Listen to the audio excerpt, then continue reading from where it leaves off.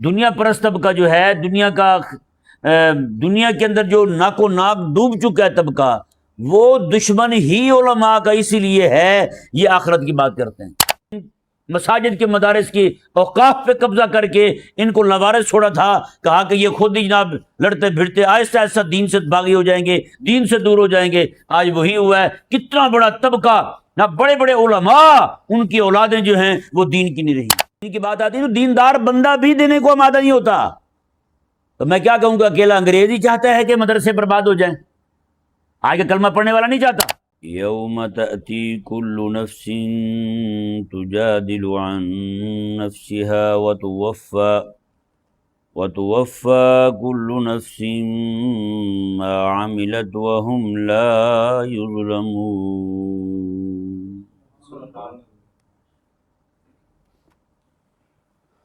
اللہ تبارک و تعالی نے آیت نمبر 109 تک اہل کفر اور دین دشمن لوگ جو تھے ان کے اعمال بد کو بیان فرمایا، اور ان کی جو دین متین کا راہ روکنے کے لیے کوششیں تھیں ان کو ذکر کیا کہ وہ کس طور پر حبیب کریم صلی اللہ علیہ وآلہ وسلم کی اوپر نازل ہونے والی وحی کو جھوٹا کہتے تھے، اور لوگوں کے ذہنوں میں جو ایک اس کو قبول کرنے کا تاثر جا رہا ہوتا تھا اسے زائل کرنے کی کوشش کرتے تھے۔ باہر سے کہیں سے بھی کوئی بندہ مکہ مکرمہ آتا، مکہ مکرمہ کے جتنے بھی راستے ہوتے ہر راستے پر بندے بٹھا دیتے تھے۔ جو بھی بندہ باہر سے مکہ مکرمہ شہر میں داخل ہونے لگتا وہ پہلے ان کی ذہن سازی کرتے تھے، جناب فلاں نام کا بندہ ہے، تمہیں ایسی ایسی بات کرے گا، اس کی بات نہ ماننا۔ آپ سوچ سکتے ہیں کس طور پہ انہوں نے میرے آقا صلی اللہ علیہ وآلہ وسلم کے قرآن کریم کے لوگوں تک نہ پہنچنے کے لیے کتنی کوششیں کی ہیں کہ قرآن نہ پہنچے کسی تک پہنچ بھی جاتا ہے پیغام تو لوگ باغی ہو جائیں، لوگ قرآن کریم کے دشمن بن جائیں، مخالف بن جائیں۔ اس طور پہ ان کی کوششیں تھیں۔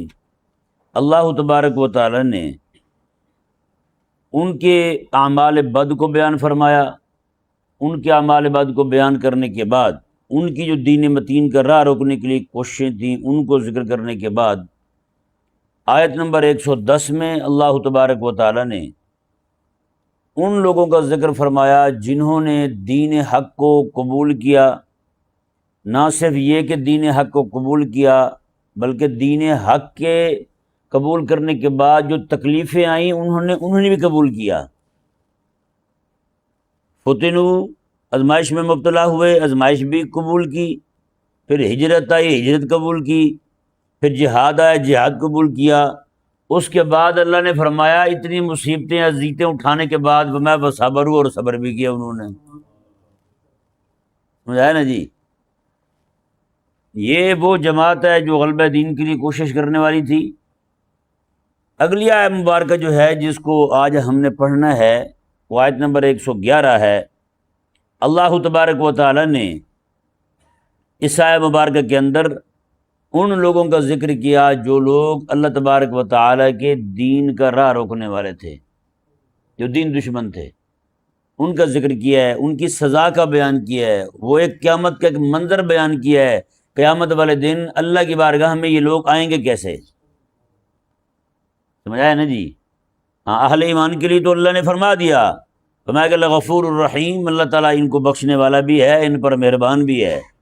لیکن جب بات آئی ہے ان کی جنہوں نے اہل دین پر ظلم و ستم کیا تھا، انہیں ایذائیں دی تھیں، جب ان کی بات آئی ہے تو اللہ تبارک و تعالیٰ نے کیا ارشاد فرمایا؟ وہ آیت مبارکہ کو ملاحظہ فرمائیں۔ اللہ تعالیٰ نے ارشاد فرمایا یوم تاتی کل نفس تجادل عن نفسها، فرمایا کہ اس دن یعنی قیامت کے دن تاتی آئے گی کل نفس ہر جان تجادل عن نفسها اپنا دفاع کرتے ہوئے ہر جان آئے گی، یعنی ہر بندہ اللہ تعالیٰ کی بارگاہ میں جب حاضر ہوگا تو اپنا دفاع کرتے ہوئے آئے گا۔ یہاں ایک بڑی نفیس نقطے کی طرف اشارہ کیا جا رہا ہے کہ فرمایا کہ اپنا دفاع کرتے ہوئے آئے گا، یعنی جو دین دشمن ہوگا وہاں اس بندے کا سہارا اس کا ابا بھی نہیں بنے گا، اس کی اماں بھی نہیں بنے گی، اس کی بیوی بھی نہیں بنے گی، اس کا بیٹا بھی نہیں بنے گا، اس کا بھائی بھی نہیں بنے گا، کوئی بندہ اس کا سہارا نہیں بنے گا قیامت والے دن۔ فرمایا تجادل عن نفسها، ہر ایک جو ہے اپنا دفاع خود ہی کرتا ہوا آئے گا، ہر ایک اپنی طرف سے جھگڑتا ہوا آئے گا، او جی میں نے تو یہ نہیں کیا، میں نے تو یہ نہیں کیا، مجھے تو پتہ ہی نہیں تھا، مجھے تو کسی نے بتایا ہی نہیں تھا، مجھے کسی نے سمجھایا ہی نہیں تھا، تو میں کیسے دینی حق کو قبول کر لیتا یا دینی حق کی طرف مائل ہو جاتا، یہ تو کسی نے کوئی نہیں بتایا تھا۔ اپنے اپنے عذر پیش کرتے ہوئے آئیں گے، یوم تاتی کل نفس تجادل عن نفسها، میں ہر ایک کو اپنے اپنی صفائی دینے کی پڑی ہوگی، کوئی کسی کا نہیں ہوگا وہاں۔ سمجھایا نہیں سمجھایا؟ اور جہاں بات آئی ہے دین دشمنوں کی تو اللہ تبارک و تعالیٰ نے فرمایا ہر ایک اپنی طرف سے لڑ رہا ہوگا، اور جہاں بات آئی ہے اللہ تبارک و تعالیٰ کے دین کے وفاداروں کی تو اللہ تبارک و تعالیٰ نے فرمایا کہ اللہ تبارک و تعالیٰ خود جو ہے لغفور الرحیم، اللہ ان کو بخشنے والا بھی ہوگا، اللہ ان پر مہربان بھی ہوگا۔ یہ غفور اور رحیم دونوں کے اکٹھے آنے پر بھی علماء نے ایک عجیب نقطہ بیان کیا ہے، وہ فرماتے ہیں لغفور الرحیم، غفور کا مطلب یہ ہے کہ اللہ تبارک و تعالیٰ اہل ایمان کو بخشے گا، ان کے گناہ معاف فرمائے گا، فرمایا کہ یہ غفور ہے، اور رحیم یہ ہے جو ان سے گناہ کیے ہوں گے ان کو بھی نیکی میں بدل کے اس پر بھی اجر عطا فرما دے گا۔ پتہ ہے نا، ہے کوئی ایسی بارگاہ؟ یہ چھوٹی سی بات مثال دیتا ہوں، پوری دنیا میں کہیں ہے ایسا کہ بندہ پورا مہینہ کام کرنے نہ جائے اور پھر بھی اس کو مزدوری مل جائے؟ ہے کہیں؟ کہیں نہیں ہے۔ اور کوئی بندہ ایسا ہو جو نافرمانیاں کرتا رہے ان کی پھر بھی اس کو مزدوری مل جائے؟ کوئی ہے نا، کوئی نہیں ہے۔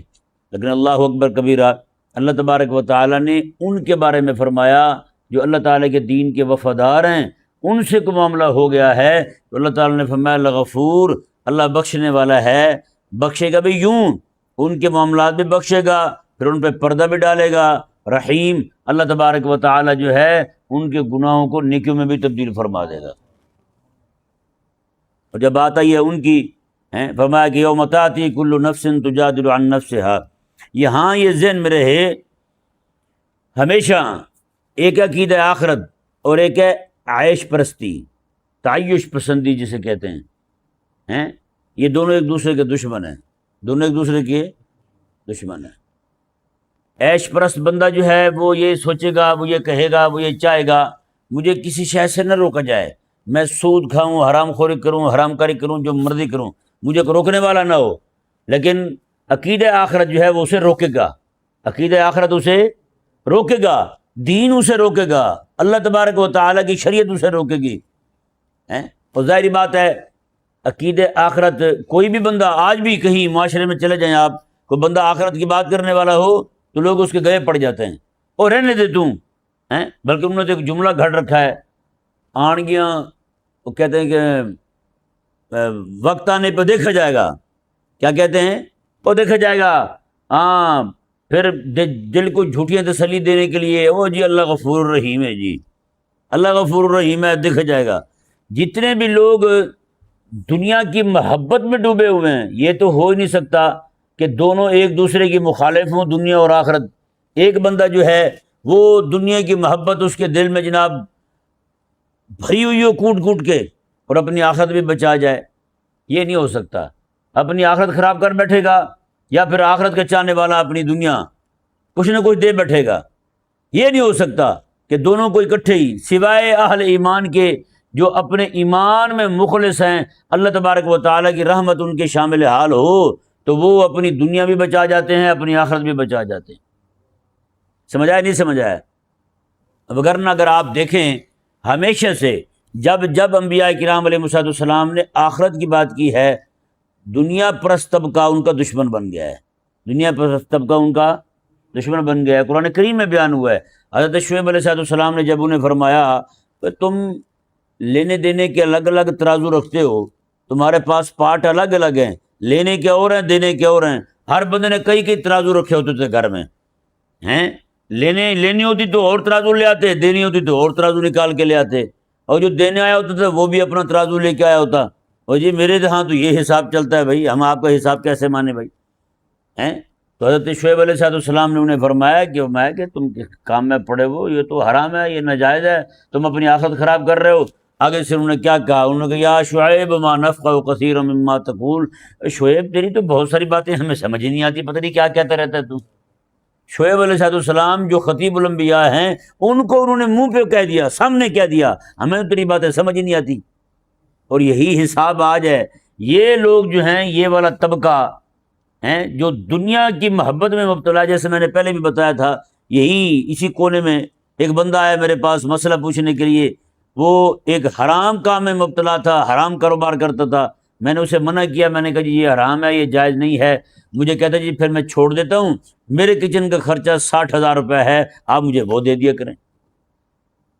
یعنی اس کو آخرت کی فکر نہیں ہے، اس کو صرف کچن کی فکر ہے، کچن چلنا چاہیے، چاہے حرام سے چلے یا جیسے مرضی چلے۔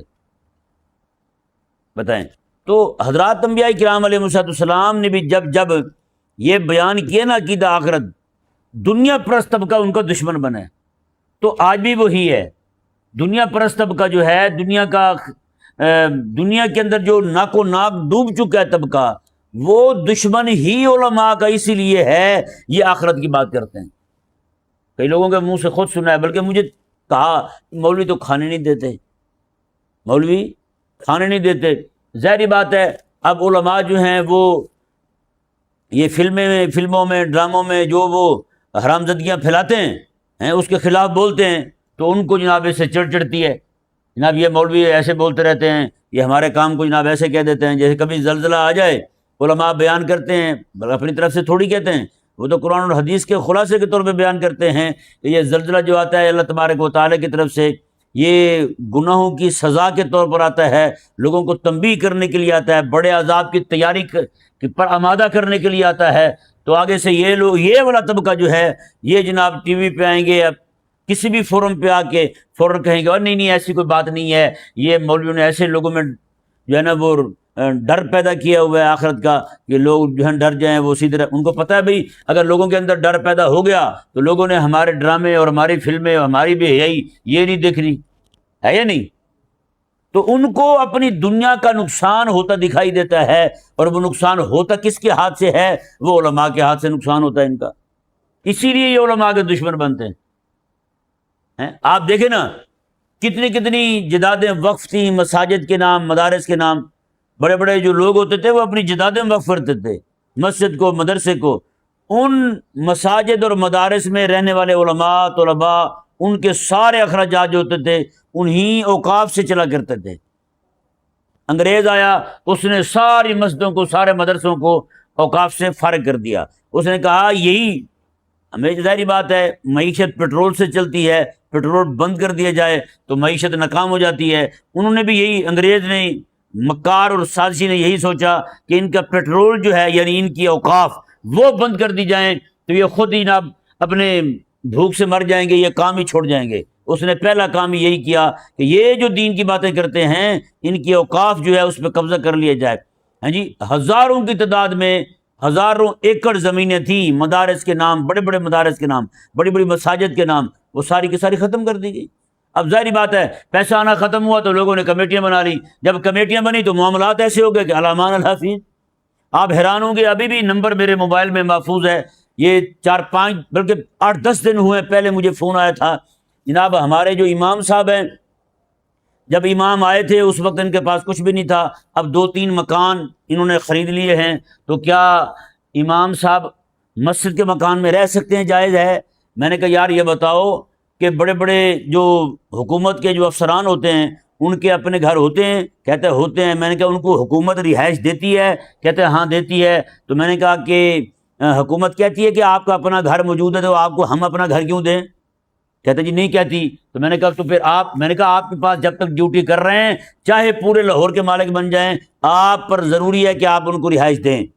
اچھا یہ مسئلہ سن لیا، سننے کے بعد جی یہ فلانا بشیر ہے اس کو سمجھا دیں، یہ فلانا نذیر ہے اس کو بھی سمجھا دیں۔ تو کئی سارے بندوں کو میں نے سمجھایا، میں نے کہا بھائی دیکھو بات سنو، آپ کے ہاں ڈیوٹی کر رہے ہیں تو آپ پر لازم ہے کہ آپ ان کو یہ سہولیات دیں۔ نہیں سمجھ آیا؟ اچھا چپ ہو گئے۔ یہ ابھی 3-4 دن ہوئے ہیں، پھر مجھے فون آیا اسی بندے کا، مجھے کہتا ہے جی ہمارا جو مسجد کا مکان ہے اس میں 5 کمرے ہیں، کیا امام کے لیے جائز ہے کہ 5 کمرے اسی کے استعمال میں ہوں؟ میں نے کہا اب بتائیں، وہ تو پاگل بندے کو کیا سمجھانا ہے جو اتنا بھی بدتمیز ہو چکا ہو۔ میں نے کہا جی آپ کے امام کے لیے کسی ایک کمرے میں بھی رہنا جائز نہیں ہے۔ کہتے واہ واہ واہ بالکل ایسے ہے۔ میں نے کہا اور کیا؟ کہتے تو پھر کہاں رہے؟ میں نے کہا لیٹرین میں۔ کہتے پکی بات ہے؟ میں نے کہا ہاں، امام کا سامان اٹھا کے سارا بیت الخلاء میں پھینک دو، امام آپ کا وہیں رہے۔ میں نے کہا جی اور بھی ہے ایک مسئلہ۔ کہتے ہیں وہ کیا ہے؟ میں نے کہا دوسری بیت الخلاء اور بھی ہے؟ کہتا ہاں ہے۔ میں نے کہا دوسرے میں مسجد کا متولی رہے۔ اب چپ۔ کہتے متولی کیوں؟ میں نے کہا امام کیوں؟ میں نے کہا تمہیں اتنا خدا کا خوف نہیں ہے؟ پہلے یہ پوچھا مسئلہ کہ جناب ان کے اپنے مکان ہے تو وہ مسجد کے مکان میں رہنا جائز ہے ان کے لیے؟ جب بتا دیا کہ بھائی نہیں جی تو وہ ڈیوٹی کر رہے ہیں، وہ کام کر رہے ہیں، سہولیات دینی ہوں گی، آپ کہیں جی امام صاحب کو جناب فلاں جگہ تو ان کا کاروبار ہے تو لہذا مسجد کی تنخواہ دی جائے گی ان کو۔ بتائیں نا، بڑے بڑے جو افسر لگتے ہیں یہاں، ان کے پیچھے پراپرٹی نہیں ہوتی، ان کی زمینیں نہیں ہوتی، سارے کام ہوتے ہیں، حکومت دیتی نہیں دیتی ان کو؟ کبھی حکومت نے کہا ہے بھئی ان کی تو اپنی زمین اتنی ہے، ان کو تنخواہ کیوں دی جائے، مفت میں کام کریں گے؟ کبھی کہا ہے حکومت نے؟ نہیں نہ کہا، تو پھر آپ کیوں کر رہے ہیں؟ جب یہ کہا میں نے کہا جی متولی جو ہے دوسری بیت الخلاء میں وہ رہے گا۔ کہتے جی متولی وہاں کیوں رہے؟ میں نے کہا امام وہاں کیوں رہے؟ اتنے تم عقل سے پیدل ہو یار۔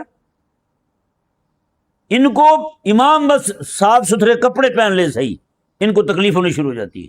یہ کون سا طبقہ ہے؟ یہ وہی اندر سے جو انگریز کی فکر رکھنے والا طبقہ ہے۔ ان کو پتہ ہے کہ یار جتنا ان کو دبا کے رکھیں گے اتنا ہی یہ دین کے کام سے جائیں گے، جتنا دین کے کام سے جائیں گے۔ میں واللہ کہہ رہا ہوں، بہت ساری مساجد میں بڑے بڑے علماء کام کرنے والے تھے، ان کے تنگ کرنے کی وجہ سے ان علماء کے بچے جو ہیں وہ دین سے دور ہو گئے، جب انہوں نے اپنے ابا کو دیکھا اتنا ظلم ہوتا ہوا۔ آپ حیران ہوں گے، ابھی میں علاج کے لیے گیا ہوا تھا، جہاں میں بیٹھتا تھا عصر کے بعد درخت کے نیچے، وہاں ایک امام صاحب تھے، اسی کا پاس ہی ایک جگہ کے، وہ آ جاتے تھے۔ ایک دن بیٹھے بیٹھے ایسے میں نے پوچھا، میں نے کہا جی آپ کی کتنی خدمت کرتے ہیں مسجد والے؟ یہ نمبر اس بندے کا میرے پاس موجود ہے۔ میں نے کہا یار آپ نمبر دو، میں کچھ نہ کوئی خدمت بھیجا کروں گا آپ کو۔ اس بندے کی ٹوٹل تنخواہ 2700 روپے ہے اس دور میں 2700 روپے تنخواہ اس بندے کی۔ انہوں نے کہا پورے محلے والے؟ میں نے کہا آپ کے محلے میں کوئی کاروباری بندہ نہیں رہتا، کوئی مالدار نہیں رہتا، کوئی چودھری نہیں رہتا؟ اس نے کہا سارے رہتے ہیں۔ تو میں نے کہا پھر تیری تنخواہ؟ کہتے یہ سارے کل ملا کے مجھے 2700 روپے دیتے۔ اب بتائیں، اور جو رہائش دی ہوئی ہے ان کو، وہ رہائش ایک کمرہ ہے، 5 بچے ہیں، اسی میں وہ سارے رہتے ہیں، اور وہاں بیت الخلاء کو نہیں، بیت الخلاء نہیں ہے۔ کہتے جی رات کے وقت جو ہے نا گھر والے نکل جاتے ہیں، جہاں جگہ بنتی ہے کھیتوں میں وہیں اپنا ضرورت پوری کرتے ہیں، پھر واپس آ جاتے ہیں، پورا دن پھر وہیں رہنا ہوتا ہے کمرے میں، کوئی کچھ نہیں ہے۔ بتائیں نا کیا خیال ہے؟ یہ وہ جو جس امام کے ساتھ یہ ہو رہا ہے اس کے بچے دین کی طرف آئیں گے؟ کبھی بھی نہیں آئیں گے۔ ان لوگوں کو تکلیف ہی یہی ہے، وہ کہتے ہیں کہ ان کو دبا کے رکھو۔ اب ان میں سے کئی فلاسفر ہوتے ہیں، وہ کہتے ہیں جی مولوی صاحب کمائیں، کیا کریں؟ یہ کمائیں۔ میں نے کہا بتائیں کمائیں گے تو پڑھیں گے کب؟ پڑھائیں گے کب؟ دین کا کام کس وقت کریں گے؟ آپ بھی کرو نا، یہ والا مشورہ آپ پولیس والوں کو کیوں نہیں دیتے؟ اور جناب آپ کی تو گاڑی پہ لکھا ہوتا ہے پولیس کا ہے فرض خدمت آپ کی، تو وہ تو فرض پورا کر رہے ہیں پولیس والے، تو کماتے کب ہیں؟ کمائیں بھی صحیح نا، تاکہ رشوت نہ کھائیں۔ نہیں سمجھ آیا؟ آپ یہ بات وکیلوں کو کرتے ہو، ججوں کو کرتے ہو، کسی اور کو کرتے ہو؟ اس اسکول میں پڑھانے والے ٹیچروں کو کرتے ہو، کالجوں میں پڑھانے والے پروفیسروں کو کرتے ہو؟ وہاں بھی تو یہ لکھا ہوا ہے کہ جناب یہ علم پڑھنا پڑھانا فرض ہے، نہیں لکھا ہوا؟ تو پھر ان کو آپ کیوں نہیں کہتے؟ صرف مدرسے کا بیچارہ مولوی، مسجد کا امام بیچارہ، اسی کو کیوں سمجھاتے ہو؟ اس کا مطلب یہ ہے کہ پیچھے مشن اور ہے، وہی مشن ہے جس نے ان مساجد کے مدارس کی اوقاف پہ قبضہ کر کے ان کو لوارث چھوڑا تھا، کہا کہ یہ خود ہی جناب لڑتے بھڑتے آہستہ آہستہ دین سے باغی ہو جائیں گے، دین سے دور ہو جائیں گے۔ آج وہی ہوا ہے، کتنا بڑا طبقہ، نہ بڑے بڑے علماء، ان کی اولادیں جو ہیں وہ دین کی نہیں رہی۔ سمجھ آیا نہیں سمجھ آیا؟ ان کی پوری کوشش ہوتی ہے جناب امام کی تنخواہ بالکل ایسی ہو کہ امام ہمیشہ بھیکاری رہے، امام ہمیشہ لوگوں کی کوئی یہاں خارج بھی کرنے لگے نا، امام بیچارہ دیکھنے لگ جائے، ہو سکتا ہے یار مجھے 200-400 روپے دینے لگا، امام کو ایسا بنا کے رکھو۔ یہ سچی بات ہے، چاہے کروڑوں کا مالک بھی بن جائے اس کا ذہن یہی ہوگا امام کی تنخواہ تھوڑی ہو۔ یہ ابھی یہاں آپ چلے جائیں، ابھی یہ منڈی ہے نا، اس منڈی کے باہر جو دکانیں بلا مبالغہ لاکھوں کی تعداد میں اس کا کرایہ آتا نہیں آتا، امام کی تنخواہ پھر بھی 18,000 20,000 25,000 ہوتی ہے، امام کی تنخواہ نہیں بڑھتی۔ بتائیں نا پیسہ کہاں جاتا ہے اتنا؟ کروڑوں روپے کے فنڈ پڑے ہوئے ہیں مسجدوں کے، لیکن امام کی تنخواہ وہی ہوگی۔ یعنی ایک دنیا دار بندہ مسجد کی کمیٹی کے انچارج بن جائے، چیئرمین بن جائے، تنخواہ وہی ہوگی، تنخواہ نہیں آگے بڑھے گی امام کی خدمت آگے نہیں بڑھے گی۔ بس کوشش صرف ایک ذہن بنا دیا گیا ہے، بھائی ان کو مجبور کر دو، ان کی آنے والی نسلیں جو ہیں وہ دین کی نہ رہیں۔ بس آج سنارا مرتا ہے بیٹا سنارا ہوتا ہے یا نہیں؟ کسائی مرتا ہے بیٹا کسائی ہوتا ہے۔ آج عالم دنیا سے جا رہا ہے، اس کا بیٹا عالم کیوں نہیں بن رہا؟ اگر ہم کہیں کہ اس عالم کا قصور ہے، صرف عالم کا قصور نہیں ہے، معاشرے کا بھی قصور ہے، معاشرے نے بھی ان کو دین کا نہیں رہنے دیا۔ سمجھ آیا نہیں سمجھ آیا؟ ہاں، دین سے باغی کرنے میں قسم خدا کی کہہ رہا ہوں، بڑے بڑے علماء کو جانتا ہوں جو دین کا درد رکھنے والے تھے، ان کو ان لوگوں نے ایسا ذلیل کیا ہے، ایسا پریشان کیا ہے کہ جناب ان کی اولادیں آج دین کی نہیں رہی۔ بتائیں، میں کراچی میں گیا ہوں، کراچی کو چھوٹا علاقہ ہے، اس اتنی بڑی مسجد ہے، اس میں ہزاروں لوگ نماز پڑھ سکتے ہیں۔ اس امام کے گھر میں گیا ہوں، اس امام کا گھر ایسے لگتا تھا جیسے پتہ نہیں یہ ٹوٹا پھوٹا ہوا گھر اس کا۔ بتائیں، یعنی بالکل ایسے جناب جیسے مسکینوں والا حال ہو، اس طرح کا گھر بنا ہوا تھا۔ اور وہیں بیٹھے ہی یہ بات چلنے لگی، وہ امام صاحب بیچارے وہ کہنے لگے جی میرا اپنا ذہن یہ ہے کہ امام ہو مدرس ہو اسے کمانا چاہیے۔ میں نے کہا خود کمائے کہ جی خود کمائے؟ میں نے کہا آپ یہ بتائیں، جس امام کے پیچھے 500 بندہ کھڑا ہو کر نماز پڑھے اور ہر بندہ اپنا گھر چلا رہا ہو اور ہر بندہ کاروباری بھی ہو، تو پھر بھی امام کو کمانا پڑے، تو میں نے کہا پھر تو پچھلوں پر بھی افسوس ہے۔ نہیں سمجھ آیا؟ اور 500 بندہ امام کا گھر ہی نہ پورا کر سکے، ہے یا نہیں؟ یہاں کوڑا اٹھانے والا آتا ہے نا بندہ، باہر نہیں آتا، پیسے لے جاتا ہے، کوئی ان کو کہتا ہے اوے کوڑے اٹھانے کے پیسے لے تو بے شرمو ہو، ہاں یہ تو صفائی نصف ایمان ہے۔ صفائی کو نصف ایمان کہتے نہیں کہتے یہ لوگ؟ صفائی نصف ایمان ہے، اور تم ایمان بیچنے کے پیسے لیتے ہو، بڑے بد دماغ ہو تم۔ وہی یہ کام بھی کہ کرو، ساتھ کوئی کماؤ بھی صحیح، اپنا پیسے وہاں سے کماؤ تم۔ وہ کہتا ہے ڈاکٹروں کو کہتے ہیں وہ علاج کرنا سنت ہے، اور رسول اللہ علیہ السلام کی سنت بیچ رہے ہو، ہیں سنت بیچ رہے ہو تم، وہ کماؤ بھی صحیح اپنا تم۔ بتائیں کمائیں گے تو مریض تو مرتے رہیں گے پھر ہسپتالوں میں، ہے یا نہیں ایسا؟ تو بھئی جیسے اگر طبیب جو ہے وہ کمانا شروع ہو جائے گا، جس کو آپ نے سنت کیا کہ اس کو جناب برگلایا ہے، تو بتائیں آگے ان کی اولادیں طبیب بنے گی؟ نہیں بنے گی ان کی اولادیں طبیب۔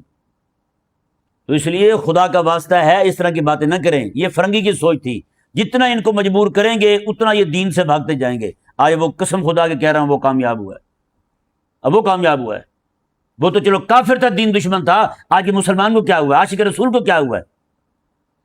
اب حیران ہوں گے، ایک بندہ مجھے وہ جناب یہاں آیا میرے پاس آ کے، 2 کلو دال تھی اس کے پاس، مونگ کی 2 کلو دال تھی چنے کی، اور جناب 1 کلو گوشت تھا۔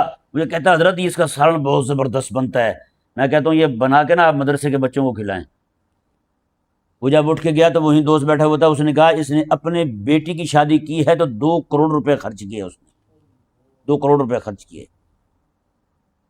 وہ مدرسے کی بات آئی ہے دینے کے لیے تو 2 کلو دال ہیں اور 1 کلو گوشت یہ لگا دیں جی۔ بتائیں، یعنی دین کی بات آتی ہے تو دیندار بندہ بھی دینے کو آمادہ نہیں ہوتا۔ تو میں کیا کہوں گا، اکیلا انگریز ہی چاہتا ہے کہ مدرسے برباد ہو جائیں، آگے کلمہ پڑھنے والا نہیں چاہتا۔ اس لیے میرے آقا علیہ الصلوۃ والسلام کا فرمان شریف ہے، فرمایا قیامت کے قریب مسجدیں خالی پڑی ہوں گی، مصلے خالی پڑے ہوں گے، لوگ کھڑے ہوں گے، حضور فرماتے ہیں ان کو نماز پڑھانے والا بندہ نہیں ملے گا۔ وہ یہ حالات ہو رہے ہیں نہیں ہو رہے؟